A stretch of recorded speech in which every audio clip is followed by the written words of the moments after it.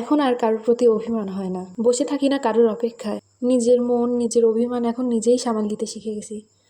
Hello, আসসালামু আলাইকুম। কি খবর, কেমন আছেন সবাই? আশা করছি ভালোই আছেন। আমরা ভালো আছি আলহামদুলিল্লাহ। কে কেমন আছেন জানাবেন। শুক্রবার ছুটির দিন, সকাল সকাল ঘুম থেকে উঠে পড়ছি। তারপর দেখলাম আমার শাশুড়ি 2 চুলায় 2 রকম চচ্চড়ি বসাই দিছে। একটা হলো পুঁটি মাছের চচ্চড়ি আর একটা হচ্ছে পালং শাক দিয়ে বাটা মাছের চচ্চড়ি। আর আমার শ্বশুর সকাল সকালই বাজার নিয়ে চলে আসছে।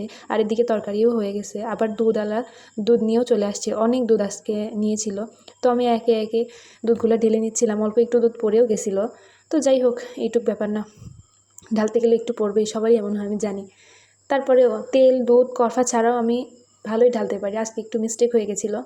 তারপরেই তো বয়মগুলাতে দুধ ঢেলে আমি ফ্রিজে রেখে দিলাম। তারপর আমার শ্বশুর চা বানিয়ে চাইছিলো আর আমি গ্রিন টি বানিয়ে দিলাম। তারপর দুধ জাল করে নিলাম একটু খাওয়ার জন্য। এখানে আমি কাচ্চি রান্না করব, তো কাচ্চি মাংসটা ধুয়ে পরিষ্কার করে ম্যারিনেট করে রাখলাম। আর এখানে বাটা মশলা রেডি করতেছি, কী ব্লেন্ড করব সেগুলো।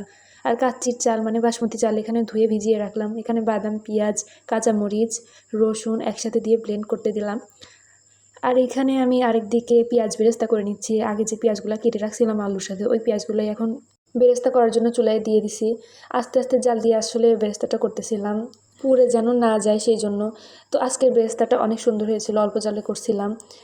আস্তে আস্তে বেরেস্তাটা করে নিলে আসলে ভালো হয়। বেরেস্তা ভালো না হলে আসল স্বাদ আসে না বেরেস্তার। আর আমরা তো বেরেস্তা ভাজার পর প্রায় অর্ধেক সবাই মিলে খেয়েই ফেলি, এই জন্য আমি একটু বেশি করেই করি। তো এখানে মাংসের মধ্যে আবার এই যে কাচ্চির মশলা দিয়ে নিলাম। রেডিমিক্স মশলা দিয়ে রান্না করতে আমি আসলে বেশি পছন্দ করি। আমাদের কাছে সবথেকে বেশি ভালো লাগে এই রাঁধুনি প্যাকেট মশলাটা দিলে। এই তো আমি একে একে অনেকগুলো মশলা দিয়ে মাখাই নিছি, অনেক রকম মশলা দিছি। আর এই যে পানি ঝরিয়ে নিচ্ছি এখানে বাসমতি চালটা, আলু ভেজে তুলে রাখছি। আর এই যে বেরেস্তাটা কত সুন্দর ঝরঝর হয়েছে এটাই দেখাচ্ছিলাম। এখানে আমি গরম পানি ফুটিয়ে তার মধ্যে লেবু, একটু সয়াবিন তেল, লবণ আর কাচ্চির যে গোটা মশলা ছিল ওইগুলো দিয়ে চালটা ফুটিয়ে নিলাম। চালটা প্রায় 90% সিদ্ধ করে নিছি আমি। এর থেকে কমও করতে পারেন আপনারা, আমার কাছে এটাই পারফেক্ট হয়। আর এখানে পাতিলের মধ্যে মাংস, আলু এগুলো ভালোভাবে সেট করে নিচ্ছিলাম। সেট করা হয়ে গেলে এখানে ফুটিয়ে রাখা চালগুলোও দিয়ে আমি ভালোভাবে লেয়ারিং করে নিচ্ছি। লেয়ারিং করার সময় গুঁড়া দুধ, একটু পানি, তরল দুধ, ঘি, পেঁয়াজ বেরেস্তা, কাঁচামরিচ, কিশমিশ এগুলো দিয়ে নিছি। আলু বোখরা দিলে আরও বেশি মজা হয়, তবে বাসায় ছিল না জন্য দেওয়া হয় নাই। এই যে আমার কাচ্চির ফাইনাল লুক, একটু আগেই আর একটু তুলে ফেলছিলাম, এই জন্য সাইডটা এরকম দেখাচ্ছে। আর আজকের কাচ্চিটা অনেক বেশি পারফেক্ট হয়েছিল, নিচে একটুও পোড়া লাগে নাই। অনেক সময় ধরে আসলে কম চাল নিয়ে রান্না করলে লাগে না নিচে, তো আমার মাঝে মাঝে লাগে, এবার একটুও লাগে নাই। মাশাল্লাহ অনেক সুন্দর হয়েছে। আর চালটা দেখেন একদম পারফেক্ট।